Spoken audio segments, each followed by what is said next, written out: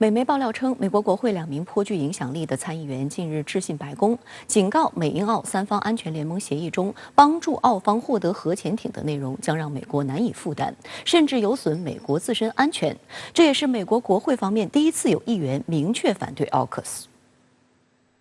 据美国防务快报网站披露，去年12月21号，美国罗德岛州民主党参议员杰克里德与时任俄克拉荷马州共和党参议员詹姆斯因霍夫致信白宫，就 AUKUS 对美国的潜艇舰队可能造成的风险发出警告。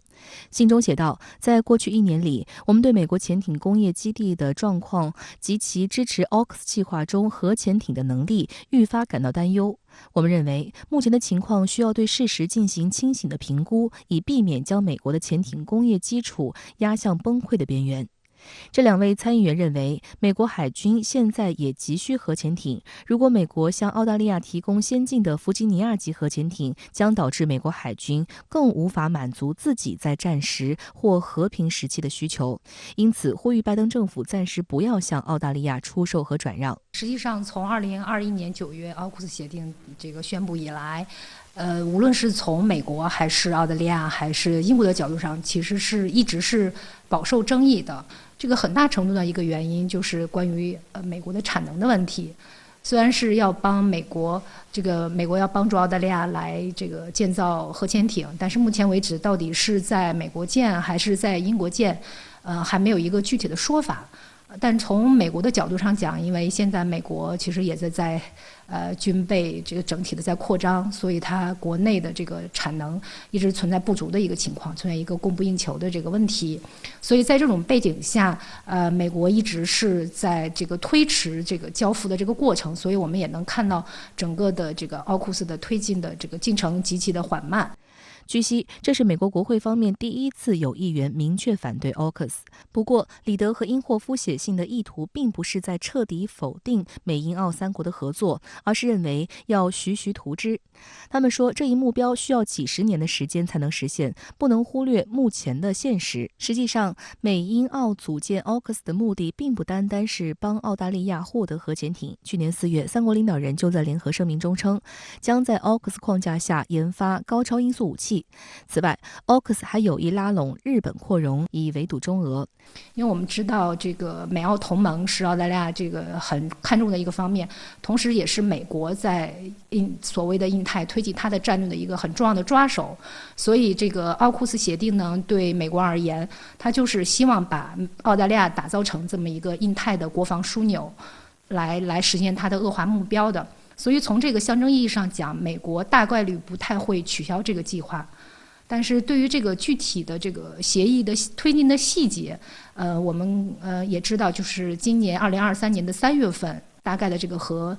潜艇的工作组会披露这个报告，相关的细节可能会做出一些细微的调整。按照原先规划，今年上半年，美英将公布如何帮澳大利亚获得核潜艇，也就是说，到底是卖还是帮助建造核潜艇。而就在这个节骨眼上，美国参议员提出反对意见。值得一提的是，里德是现任美国参议员军事委员会主席，现已卸任参议员的因霍夫，当时也是该委员会中职位最高的共和党人，故而这封信的分量颇重，不禁让澳方感到担忧。据悉尼先驱晨报报道，1月6号，澳大利亚国防部长理查德·马勒斯在被问及这封信的内容时说，这确实会给美国和英国的工业基地带来巨大的压力，我们非常清楚这一点。马勒斯称，这也正是为什么澳大利亚发展自主建造核潜艇的工业能力非常重要。另一方面，马勒斯还通过发言人对外表示，澳大利亚在获得核动力潜艇的道路上进展顺利。该发言人说，这笔交易正在慢慢敲定，准备在今年上半年宣布。据悉尼先驱晨报报道，澳大利亚政府计划在2023年3月前宣布到底想购买哪种潜艇。看似澳方的表态是矛盾的，其实是在给自己争取更多的利益。因为我们知道这个涉及到核潜艇的建造的问题，其实是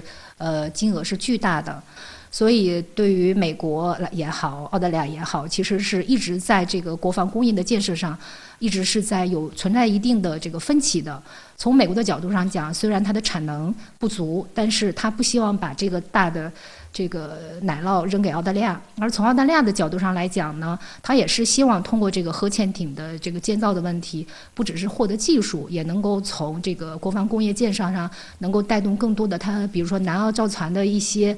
就业的问题啊。所以从这个角度上讲，澳大利亚其实还是希望能够